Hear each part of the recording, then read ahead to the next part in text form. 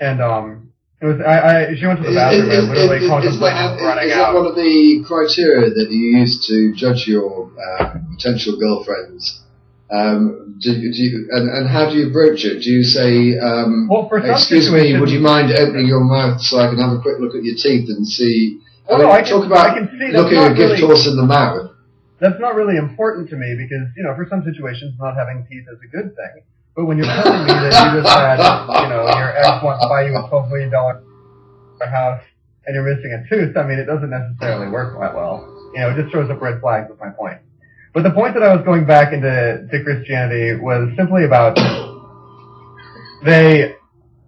I was at for our date when we first started, we go in and at the bar that we were going to go to, they were having a church meeting in the middle of a bar at like 6 o'clock at night on a Sunday. And, apparently they'd rented the place out to it. And so this girl comes up to me and, she's like, oh, so you're a Christian? And I'm like, funny story.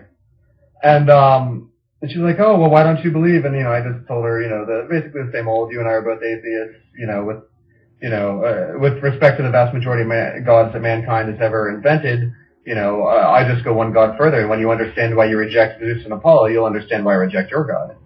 And she goes, yeah, well, you know what? I have proof God is real. And I go, oh, crocoduck, here we come. And she looks me in the eye and she goes, that 2-3 months ago, she was hit by a dump truck. And she spent all this time in the hospital, and here she is, no worse for wear. And her surviving is proof that God exists. And I looked her in the eye and I go, forgive me, I don't mean to be intentionally provocative, but if God really wanted to save your life, wouldn't he have not hit you with a fucking dump truck in the first place? And I know, and that's right, but you know what, and she just looked at me and she's like, no, it was true, yada yada, going on and on, but I realized I had an epiphany, and that was that this girl, honest to God, I with every fiber of my being, I believe that because of her faith, she was a happier, better person. And I'm not saying faith does terrible things. I mean, it's responsible for all sorts of evils. But for some people, it really does give them hope.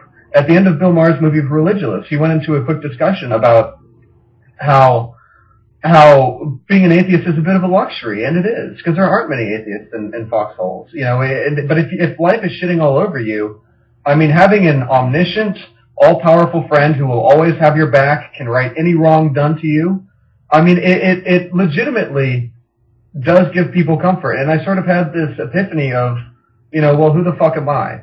What kind of a cruel person would I be to take this away from her? Yeah, I think you're addressing an issue that Thunder raised with Ray Comfort, aren't you?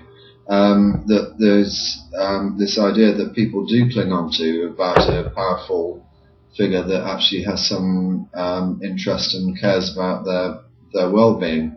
And for some it is a comforting thing. And when I state my sort of case, I do at times feel quite guilty, because I think that if I'm successful in advancing my arguments, which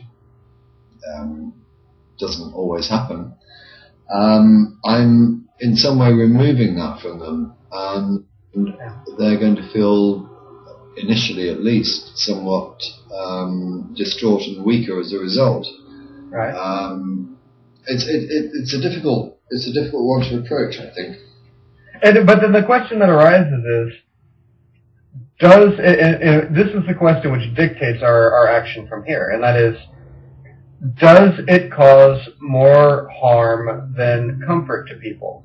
And I think that is a good question. And I realize that my gut reaction is to say, yes, it does cause more harm. But stories and the anecdote like I just shared make me pause and jerk back towards the thing that, no, I would be a terribly cruel person to take away this person's imaginary friend. The difficulty is this, though, isn't it? The difficulty is this. If she is prepared to believe that God saved her, having allowed the dump truck to smash her to the ground and put her in hospital, that God saved her as a result of that, that sort of perverse logical thinking can lead on to other things, can't it? And this is what I think the danger is.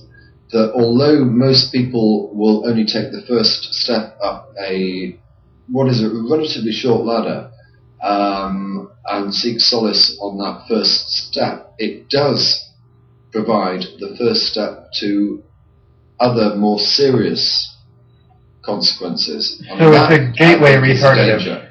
Yeah, no, yes. I understand, but at the same time, though, let's be honest with one another. A person looking me in the eye and telling me that there's an existence of God because the dump truck only maimed her, I don't think that person is really capable of whipping up a batch of C4 cyclonite compounds, stripping into their body, and walking into a mall. Let's just be honest with one another.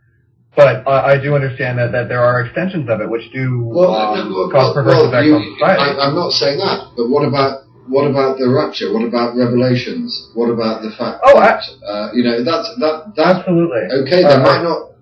They might not blow themselves up, but they're halfway, well, a third of the way to wanting a nuclear war. And at the end of the second coming, that's a bit of a jump, but I agree with where you're going. That's what I see as danger. Now, most people don't go further than the first row. But it does provide a stepping stone. I agree. And that's what I think the problem is. I agree. And at the same time, though, what if that first rung is so valuable to some people's lives that taking it away, in my opinion, would be a greater evil sometimes than leaving it in place?